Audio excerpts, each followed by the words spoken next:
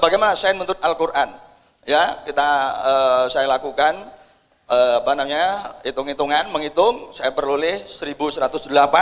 Waduh, kemudian saya evaluasi sampai 7 kali, ya, dengan kriteria-kriteria yang sudah saya tetapkan. Begitu saya berujung. Jadi ini memuat kata langit dan bumi itu tidak saya masukkan karena informasinya bersifat umum.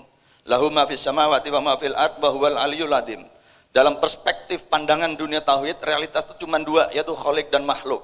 Makhluk otomatis punyanya sang kholik, udah nggak perlu diperdebatkan. Ini jadi tidak memuat informasi khusus, ya. Tapi informasi ini spesifik. Jadi ini min ayatihi an taqumas sama'u wal ardu bi amrihi alayah. Jadi di antara tanda-tandanya adalah ditegakkannya langit dan bumi dengan perintahnya. Ada kata perintah di sini. Jadi langit bumi tegak itu bukan karena disangka, tapi karena perintah. Ini kemudian membawa kepada pertanyaan yang mengarah berapa kali perintah dilakukan dan masing-masing perintah itu apakah dilakukan dengan sama. Ini nanti kita harapkan membawa kepada konsep gaya, ya, force. Dan itu kita sekarang tahu bahwa di alam ada 4 gaya fundamental. Ya. Ini membawa dengan seleksi ini, termasuk seleksi ini, ya, ini dalam surah Al-Insan surah ke-76 ayat 17. Jadi wa yusqawna fiha ka'san kana mizajuha zanjabila. Jadi para penghuni surga kelak itu akan diberi minuman wedang jahe. Jadi kalau adik-adik ini ikhlas hadir di sini, insya Allah menjadi catatan amal soleh, timbangan amal soleh, lalu masuk surga. Begitu masuk di surga ternyata hanya diberi STMJ, susu telur madu jahe, ya, apes-apes madu jahe, apes-apes kopi jahe. Karena di situ ayatnya jelas itu, ya, bukan saya ngarang-ngarang. Campuran jahe, itu loh, ya. Uwu campur jahe dan seterusnya, ya. Pertanyaannya, mengapa kok bukan es degan? Kan gitu, karena pada air panas lebih suka es degan, atau paling apes jus apokat. Kenapa kok bukan jus apokat, es degan, fruity lemon tea, tapi